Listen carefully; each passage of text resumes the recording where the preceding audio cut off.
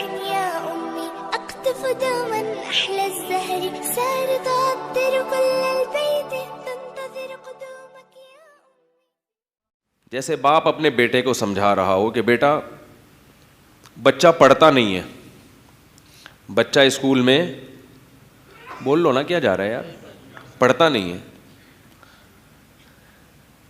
بچہ پڑھتا نہیں ہے تو بچے کو سمجھانے کے دو طریقے ہیں. ایک طریقہ تو یہ کہ آپ بچے کو بٹھائیں, اس کہیں دیکھو اصول یہ ہے, ضابطہ یہ ہے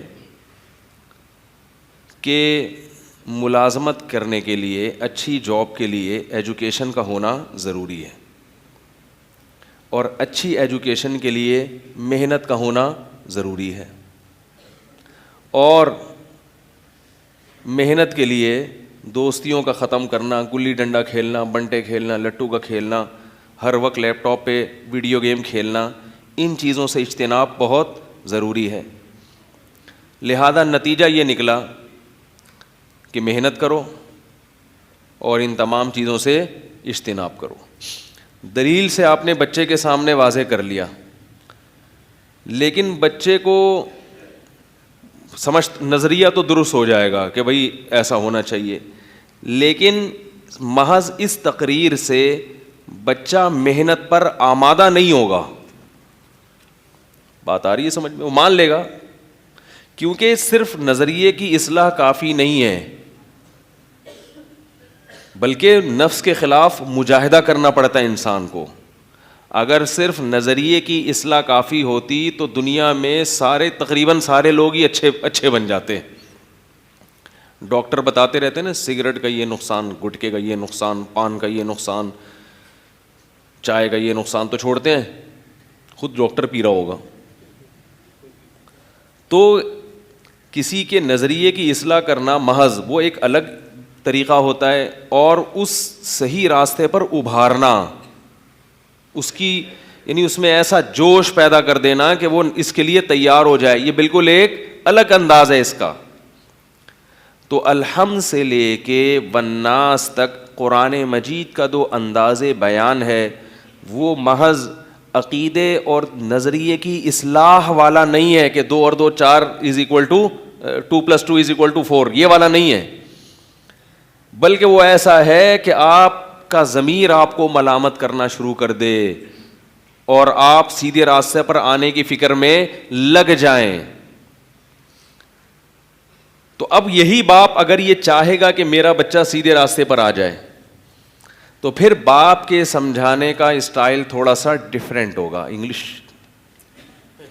ٹھیک ہے, اور یہ میرا بھی اسٹائل تھوڑا سا ڈیفرنٹ اسی لیے تاکہ میں بھی آپ کو کیا کروں, سمجھا دوں. ورنہ یہی بات اگر میں سادہ انداز میں جو 2 اور 2 4 کی طرح کہوں تو آپ بور ہو کے چلے جائیں گے.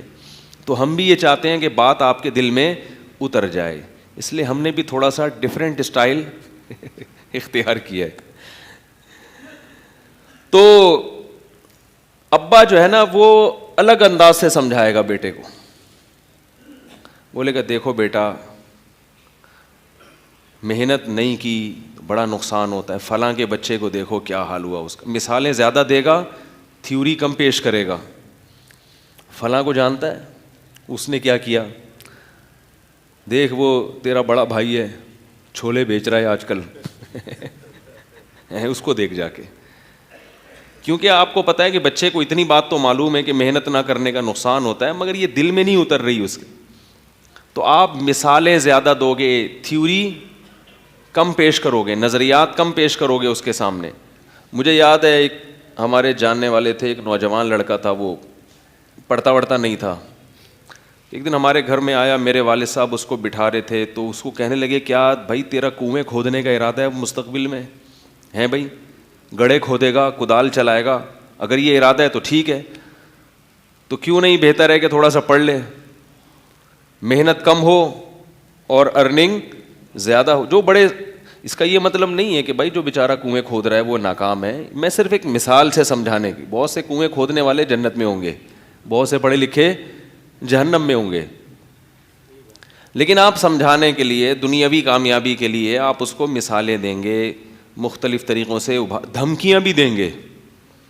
آپ اس کو لیں گے بیٹا دیکھ آج تو نے اسکول سے چھٹی کر لی, میں نے برداشت کر لیا, کل اگر چھٹی کی نا تو یہ دیکھ رہا ہے, ایسے کہتے ہیں نا, یہ دیکھ رہا ہے, یہ 5 انگلیاں تیرے منہ پہ چھاپ دوں گا میں. صحیح ہے نا, یہ اسٹائل ہوتا ہے دھمکیوں کا. تو دھمکیاں بھی دے گا, لالچ بھی دے گا کہ بھائی اگر تمہارے امتحان میں نمبر اچھے آ گئے تو چلیں گے مری گھومنے پھرنے کے لیے, نتھیا گلی میں بندر دیکھ کے آئیں گے.